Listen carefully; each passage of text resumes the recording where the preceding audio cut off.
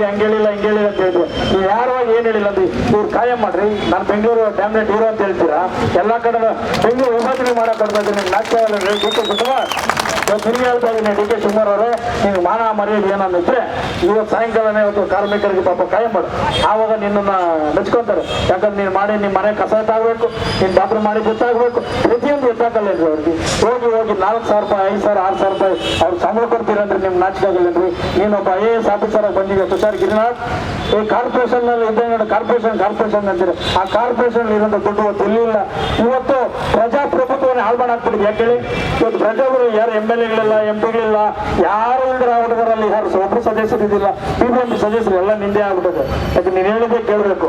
ಆದ್ರೆ ಈ ಮುಂಚಾದ್ರೆ ಎಲೆಕ್ಷನ್ ಇದ್ರೆ ಸದಸ್ಯರು ಬಂದು ಕೇಳೋರು, PBMP ಕಾರ್ಪೊರೇಟರ್ ಬಂದು ನಿಮ್ಗೆ ಹೋಗಿಯೋರು. ಇವತ್ತು ನಿಮ್ಗೆ ಹೋಗಿ ಯಾರು ಹೋಗಿಲ್ದಾರ ಆಗ್ಬಿಟ್ಟಿದ್ದಾರೆ ನಿಮ್ಗೆ. ಆ ಕೋವಿಡ್ ಅಲ್ಲಿ ಈಗ ಕೊರೋನಾ ಬಂದ ಸಂದರ್ಭದಲ್ಲಿ ಪಾಪ ಅವ್ರು ಪಟ್ಟಂತ ಕಷ್ಟ ಅಷ್ಟಿತ್ತಲ್ಲ. ಆ ಎಣ್ಣೆ ಎತ್ಕೊಂಡಾಗ ಹಾಕೋದು, ಪಾಪ ಇಲ್ಲಿ ತಗೊಂಡಾಗ ಹಾಕೋದು ಎಲ್ಲ ಮಾಡೋರಲ್ಲ. ಅವ್ರಿಗೇನ ಅಲ್ಲ ಕಾಯಂ ಮಾಡ್ದಿರಿದ್ರೆ ಅಂದ್ರೆ ನಿಮ್ಮಷ್ಟು ಮೂರ್ಖರಿ ನಾನು ಇತಿಹಾಸದಲ್ಲಿ ನೋಡಿದ್ವಿ. ಮೊದಲು ಬಾಬಾ ಸಾಹೇಬ್ ಅಂಬೇಡ್ಕರ್ ಸಂವಿಧಾನ ಹೋದ್ರಿ ನೀವು ರೀ. ಓದ್ರಿ ನೀಟಾಗಿ. ಲೇಬರ್ ಆಕ್ಟ್ ಓದ್ರಿ ಏನಿದೆ ಅಂತ.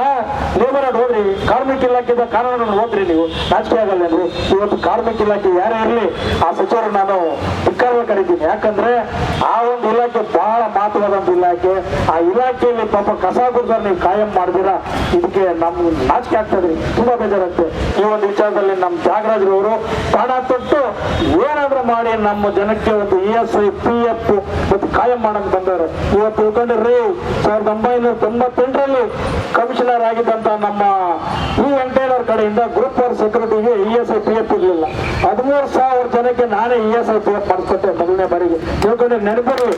ಈಗ ನಮ್ಮ ಮುತ್ತರಾಜಣ್ಣವ್ರು ಬಂದ್ರು, ಏಕೆ ಬರ್ಬೇಕಂತೇಳಿ ಅವ್ರ ಚಪ್ಪಾಳೆ ಮೂಲಕ ಕೇಳ್ಕೊಂತ ಇದ್ದೀವಿ. ದಯವಿಟ್ಟು ಬರಬೇಕು ಮುತ್ತರಾಜಣ್ಣವರು. ನೋಡಿ, ಇವತ್ತು ನಮಗೆ ಈ ಹೋರಾಟಕ್ಕೆ ಬಹಳ ಬೆನ್ನೆಲುಬಾಗಿ ನಿಲ್ತಾ ಇದ್ದಾರೆ. ಇವರು ನಮ್ಮ ಪೌರ ಕಾರ್ಮಿಕರ ವಿಚಾರಗಳಲ್ಲಿ ಬಹಳ ಆಸಕ್ತಿಗಳನ್ನು ವಹಿಸಿಕೊಂಡು ಈ ಹೋರಾಟಗಳನ್ನ ಆಗ್ಲೇ ಫೋನ್ ಮಾಡಿದ್ದೀನಿ, ಬರ್ತಾ ಇದ್ದೀನಿ ಬನ್ನೇಣ ಅಂತ ಹೇಳಿದೆ. ಇವತ್ತು ನಮ್ಮ ಒಂದು ಭೀಮಾ ಸೈನಿಕರು ಏನಿದ್ದಾರೆ, ಆ ಭೀಮಾ ಸೈನಿಕರಿಗೆಲ್ಲ ಇವತ್ತು ಅವರೇ ಇವತ್ತು ಊಟದ ವ್ಯವಸ್ಥೆ ಮಾಡೋರು. ನಾಳೆ ಎಲ್ಲ ನಾಡ್ದು ನಿಮ್ಗಳಲ್ಲಿ ಬೇರೆ ಇನ್ನೊಬ್ಬರು ಮ್ಯಾನೇಜ್ ಮಾಡಿ ಊಟದ ವ್ಯವಸ್ಥೆ ಮಾಡ್ಸೋಣ. ಏನ್ ತಲೆ ಕೆಡ್ಸ್ಕೊಳಕ್ ಹೋಗ್ರಿ. ನಿಮ್ಗೆ ಏನ್ ಬೇಕಾ ಎಲ್ಲ ವಿಚಾರಗಳಲ್ಲಿ ಅನುಕೂಲ ಮಾಡೋಣ. ಪ್ರತಿಯೊಂದು ನಾವು ಹೆಲ್ಪ್ ಮಾಡೇ ಮಾಡ್ತೀವಿ. ಎಷ್ಟು ಜನ ಇರೋ ದಿನ 2 ಜನ ಸೇರ್ತಾರೆ, ಒಂದು ಬಟ್ಟೆ ಕೊಡ್ರಿ, ಅವ್ರಿಗೆಲ್ಲ ಊಟದ ವ್ಯವಸ್ಥೆ ಮಾಡ್ಸೋಣ, ನೀರಿನ ವ್ಯವಸ್ಥೆ ಮಾಡ್ಸೋಣ, ಪ್ರತಿಯೊಂದು ಇದು ಮಾಡೋಣ. ಯಾಕಂದ್ರೆ ಇವತ್ತು ನಿಮ್ಮ ಒಂದು ಕಾಯಂ ಕೆಲಸ ಆಗ್ಬೇಕಾದ್ರೆ ನಮ್ಮ ತ್ಯಾಗರಾಜರು ಕೊಟ್ಟಂತ ಕಷ್ಟಗಳು ಅಷ್ಟಲ್ಲ. ಪಾಪ ಸುಮಾರು ಸರಿ ಮೀಟಿಂಗ್ ಸಿಗ್ತಾರೆ, ಹಣ ಹಿಂಗಾಗಿದೆ ಅಂತ ಹೇಳ್ತಾರೆ. ಅದ್ರ ಬರೋ ಮುಂದಕ್ಕೆ ಬರ್ಬೇಕು. ಮುಂದೆ ಬಂದರೆ ಅವ್ರು ನಾಯಕ ಆಗೋದು. ಅಂಥವ್ರ ವ್ಯವಸ್ಥೆ ಅವ್ರಿಗೆ ಹೆಲ್ಪ್ ಮಾಡೋಣ. ನಾವೊಂದು ವ್ಯವಸ್ಥೆ ಇದು ಮಾಡೋಣ. ಒಳ ಮೀಸಲಾತಿ ಜಾರಿ ಆಗೋ ತನಕ ನೀವು ಇಲ್ಲಿ ಅಲ್ಲಿ 2 ಕಡೆ ವ್ಯವಸ್ಥಿತ ಹೋಗಿರಿ.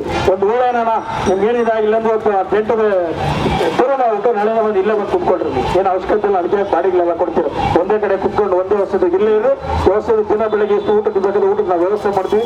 ಕ್ಲೀನಾಗೆಲ್ಲ ಮಾಡ್ಕೊಂಡು ಒಂದು ಇದು ಮಾಡೋಣಂತೆ. ಅದನ್ನ ನಾನು ಆಮೇಲೆ ಮಾತನಾಡ್ತೀನಿ.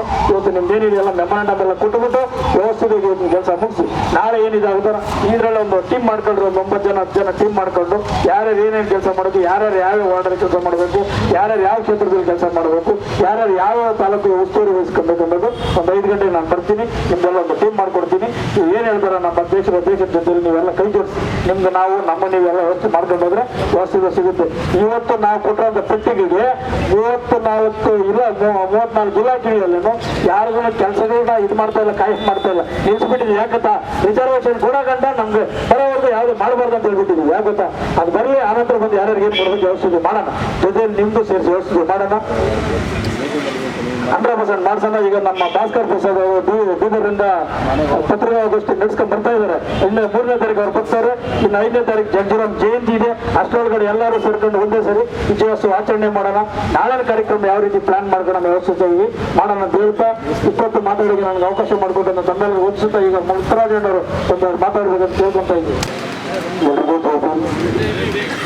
ಜೈಮಾದಿಗ ಜೊತೆಗೆ ಈಗ ಜೈಬೀನ್ ಜೊತೆಗೆ ಜೈಮಾದಿಗ ಕೂಡ ಘೋಷಣೆ ಆಗುತ್ತಿಲ್ಲ. ಯಾಕಂದರೆ ಈಗ ನಮ್ಮ ಅಸ್ತಿತ್ವವನ್ನು ನಾವು ಉಳಿದುಕೊಳ್ಳಬೇಕಾಗಿದೆ. ಬಂಧುಗಳೇ, ಇದೊಂದು ಐತಿಹಾಸಿಕ ಕುರ್ಚಿ ಖಾಲಿ ಮಾಡಿ ಇಲ್ಲ ಮೀಸಲಾತಿ ಜಾರಿ ಮಾಡಿ ಕ್ರಾಂತಿಕಾರಿ ಪಾದಯಾತ್ರೆ ಇದು ಹಂತವಾಗಿ ಒಂದಲ್ಲ ಒಂದು ರೀತಿ ಒಂದು ಐತಿಹಾಸಿಕ ಪ್ರತಿಭಟನೆ ಸರ್ಕಾರಕ್ಕೆ ಬಿಸಿ ಮುಟ್ಟುವ ಕಾರ್ಯಕ್ರಮ ನಿರಂತರವಾಗಿ ನಡೀತಾನೆ ಇದೆ. ಇವತ್ತು ಈ ಐತಿಹಾಸಿಕ ಕಾರ್ಯಕ್ರಮದ ಜೊತೆಗೆ ಯಾವ ಈ ರೀತಿ ಬಂತು ಅಂದರೆ ರೂವಾರಿಗಳಾಗಿರ್ತಕ್ಕಂಥ ಮಂದಕೃಷ್ಣ ಮಾದಿಗಣ್ಣವರ ಜೊತೆಗೆ ಎಲ್ಲ ಮುಖಂಡರಿಗೂ ಕೂಡ ಇದು ಸಲ್ಲಬೇಕಿದನ್ನ. ಇವತ್ತು ಆಂಧ್ರದಲ್ಲಿ ತೆಲಂಗಾಣ ಆಗಲಿ ಆಂಧ್ರ ಸರ್ಕಾರ ಆಗಲಿ ಎರಡು ಸರ್ಕಾರವೂ ಕೂಡ ಮನವಿಗೆ ಇವತ್ತು ಘೋಷಣೆ ಕೂಡ ಮಾಡಿದೆ. ಇಂಥ ಒಂದು ಐತಿಹಾಸಿಕ ಕರ್ನಾಟಕದಲ್ಲೂ ಕೂಡ ಒಂದು ಕ್ರಾಂತಿಕಾರಿ ಬದಲಾವಣೆ ಆಗ್ತಾ ಹೋಗುತ್ತಿಲ್ಲ. ಈ ಒಂದು ಐತಿಹಾಸಿಕ ಬೆಳವಣಿಗೆಗೆ ಎಲ್ಲರೂ ಕೂಡ ಕಾರಣಕರ್ತರು. ಒಳ ಮೀಸಲಾತಿ ಜಾರಿಗೆಗೆ ಎಲ್ಲರೂ ಕೂಡ ಕಾರಣಕರ್ತರು, ಯಾರೊಬ್ಬರನ್ನ ಕಡೆಗಣಿಸಿಲ್ಲ. ಆದ್ರೆ ದುರಂತ ಏನಂದ್ರೆ ಬೆಂಗಳೂರಿನಲ್ಲಿರ್ತಕ್ಕಂಥ ಮಾದಿಗರು ಸ್ವಲ್ಪ ಎಚ್ಚೆತ್ತುಕೊಳ್ಬೇಕು. ಒಂದು ಸತಿ ಎಚ್ಚೆತ್ತುಕೊಂಡಿಲ್ಲ ಅಂದ್ರೆ ಬಹಳ ಕಷ್ಟ ಆಗುತ್ತೆ. ಯಾಕಂದ್ರೆ ಬೀದರ್ನಲ್ಲಿರ್ತಕ್ಕಂಥ ಮಾದಿಗರು ಬರ್ತಾ ಇದ್ದಾರೆ, ಇಲ್ಲಿ ಬೆಂಗಳೂರಿರ್ತಕ್ಕಂಥ ಮಾದಿಗರು 12 ಲಕ್ಷ ಜನ ಇದ್ದೀವಿ ನಾವೆಲ್ಲ. ಎಷ್ಟು ಜನ ಹೇಳಿ? 12 ಲಕ್ಷ ಜನ. 12 ಲಕ್ಷ ಜನ ಕನಿಷ್ಠ ಒಂದು 10,000 ಜನ ಸೇರೋದು ಕೂಡ ಬೆಂಗಳೂರು ನಡಗುತ್ತೆ. ಇಂಥ ಒಂದು ಸನ್ನಿವೇಶದಲ್ಲಿ ಬೆಂಗಳೂರು ಮಾಡಿದ್ದಕ್ಕೆ ಯಾಕೆ ಬರ್ತಾ ಇಲ್ಲ ಅನ್ನೋದು ಸ್ವಲ್ಪ ಗೊಂದಲ ಆಗ್ತಾ ಇದೆ. ನಾಯಕತ್ವ ಕೊಡ್ತೇನ, ಜನಗಳ ಅರಿವಿನ ಕೊಡ್ತೇನ, ಅದು ಸ್ವಲ್ಪ ನಾವು ಕೂಲಂಕುಷ ನಾವು ಅರ್ಥ ಮಾಡ್ಕೋಬೇಕಾಗಿದೆ. ಕೆಲವರಂತೂ ಲಾಭಕ್ಕೋಸ್ಕರ ಕೆಲವರು ಮಾದಿಗರಿದ್ದಾರೆ, ಅವ್ರನ್ನ ನಾವು ಪಕ್ಕಕ್ಕೆ ಇಟ್ಬಿಡೋಣ. ಆದ್ರೆ ಸಮುದಾಯಕ್ಕಾಗಿ ಹೋರಾಟ ಮಾಡುವಂಥವ್ರು ಕೆಲವು ಬಹಳಷ್ಟು ಜನ ತ್ಯಾಗ ಮಾಡುವಂಥ ಮಾದಿಗರಿದ್ದಾರೆ, ಅವ್ರಿಗೂ ಕೂಡ ನಾವು ಗೌರವಿಸೋಣ. ಇವತ್ತು ಪೌರ ಕಾರ್ಮಿಕರ ವಿಚಾರ ಅಂತ ಬಂದಾಗ ಇಲ್ಲೆಲ್ಲ ಬಂದ ನೋಡಿದೆ, ನಿಜವಾಗ್ಲೂ ಬಹಳ ದುಃಖ ಆಗುತ್ತೆ.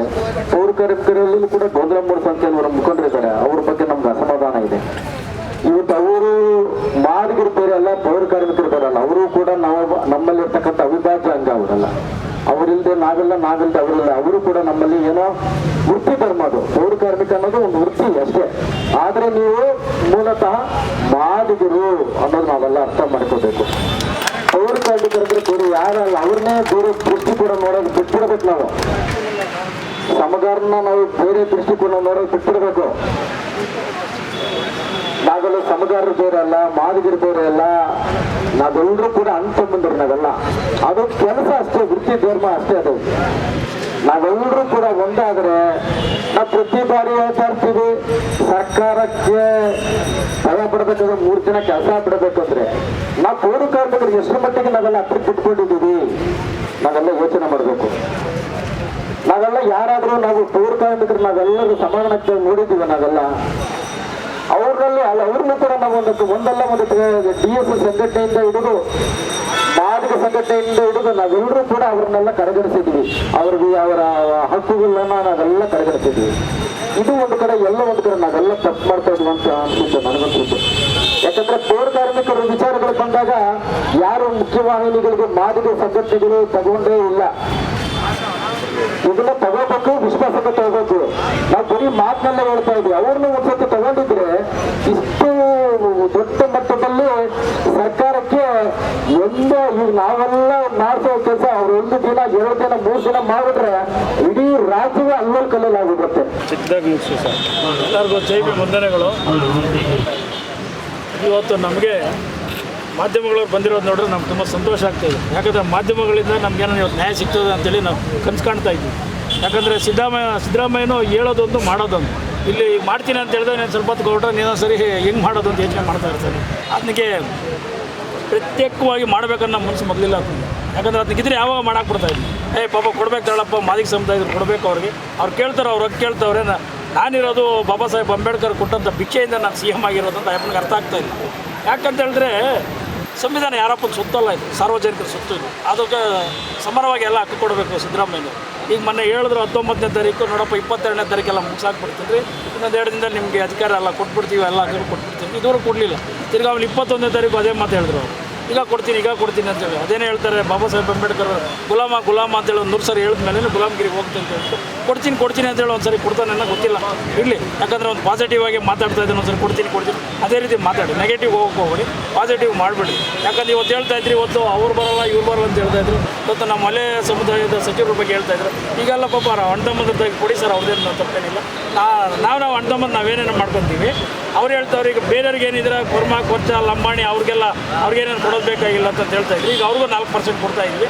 ಈಗ ನಮಗೂ 5.5% ಕೊಡ್ತೀವಿ, ಮಾದಿರಿಗೂ 6% ಕೊಡ್ತಾಯಿದ್ವಿ. ಅದು ತಪ್ಪೇನಿಲ್ಲ. ಜನಸಂಖ್ಯೆ ಅವ್ರು ಜಾಸ್ತಿ ಇದೆ ಕೊಡಿ ಅಂತೇಳಿ ವ್ಯವಸ್ಥೆಗೆ ಹೇಳ್ತವ್ರು. ಮೊನ್ನೆ 23ನೇ ತಾರೀಕು ಅಂಬೇಡ್ಕರ್ ಭವನದಲ್ಲಿನೂ ಮೀಟಿಂಗಲ್ಲೆಲ್ಲ ಮಾತಾಡೋರೆ ನಮ್ಮ ಚಲವಾದಿ ಸಮುದಾಯದ ಮುಖಂಡರುಗಳೆಲ್ಲ. ಕೆಲವ್ರು ಬಿಟ್ಟರೆ ನಾವು ಅದು ವಿಚಾರ ಗೊತ್ತಿದ್ದವ್ರು ಮಾತಾಡೋರೆ. ವಿಚಾರ ಗೊತ್ತಿದ್ರು ಅವ್ರಿಗೂ ಕೊಡ್ರಿ ಅಂತೇಳಿ ಅವರು ಕೆಲವು ಮಾಧ್ಯಮದಲ್ಲೆಲ್ಲ ಮಾತಾಡಿದ್ರು. ನಮ್ಮ ಗಮನಕ್ಕೆ ಬಂದಿದೆ, ನಾವು ಮೀಡಿಯಾಗಳೆಲ್ಲ ನೋಡಿದ್ದೀವಿ. ಅದೇ ರೀತಿಯಲ್ಲಿ ನಮ್ಮ ಒಂದು ಏನು ನಮ್ಮ ಕ್ರಾಂತಿಕಾರಿ ಪಾದಯಾತ್ರೆ ಮೂಲಕ ಹೋರಾಟ ಮಾಡ್ಕೊಂಡು ಬಂದಿದ್ದೀವಿ. ನಮ್ಮ ಓಟು, ನಮ್ಮ ಹಕ್ಕು, ನಮ್ಮ ಹಕ್ಕಿಗಾಗಿ ಮತ್ತು ನಮ್ಮ ಮೀಸಲಾತಿಗಾಗಿ ಏನು ಓಡಾಡ್ಕೊಂಡ್ವಿ, ನಮ್ಮ ಹಕ್ಕು ನಮ್ಮ ಕೊಡಿ ಸಮಯ ನಾವು ಬೇರೆ ಕೇಳ್ತಾರೆ. ಎಕ್ಸ್ಟ್ರಾ ಕೊಡಿ ಅಂತ ಕೇಳ್ತಾರೆ. ಒಂದು ವೇಳೆ ಏನಾದರೂ ಬೇರೆಯವ್ರಿಗೆ ಕೊಡೋಕ್ಕಾಗಲ್ಲ, ನಿಮ್ಗೆ ಮಾತ್ರ ಕೊಡ್ತೀವಿ, ನಮ್ಮನ್ನು ನಮ್ಗೆ ಕೊಟ್ಬಿಡ್ರಿ, ನಾವೇನು ನಿಮ್ಗೆ ಬೇರೆ ಕೇಳೋಕ್ಕೂ ಅದಕ್ಕೂ ನಾವು ಭದ್ರಾಗಿದ್ದೀವಿ. ಏನು ನಾವು ಕೇಳ್ತಾ ಇರೋದು 6%. ಈ ಒಂದು 6%ಗೋಸ್ಕರ ನಾವು ಇಷ್ಟು ಹೋರಾಟ ಮಾಡಬೇಕು. ಸಮಯ ಸಿದ್ದರಾಮಯ್ಯನವರು ದಯವಿಟ್ಟು ವ್ಯವಸ್ಥಿತವಾಗಿ ಮಾಡಿ. ಇನ್ನೇನು ನೀವು ಹೇಳಿದ್ದು 2 ದಿನ ಮುಗಿದೋಗಿದೆ, ಇನ್ನು ನಾಳೆ ಎಲ್ಲ ನಡೆದು ನಿಮ್ಮ ಸಮಯ ಮುಗಿದೋಗುತ್ತೆ. ಇನ್ನೇನು 3ನೇ ತಾರೀಕು ಒಳಗಡೆ ಇಲ್ಲ ಜಗಜೀರಾಮ್ ಜಯಂತಿ 5ನೇ ತಾರೀಕಿದೆ. ಅಷ್ಟರೊಳಗಡೆ ವ್ಯವಸ್ಥಿತವಾಗಿ ಮಾಡಿದ್ರೆ ನಮ್ಗೆ ಅನುಕೂಲ ಆಗುತ್ತೆ.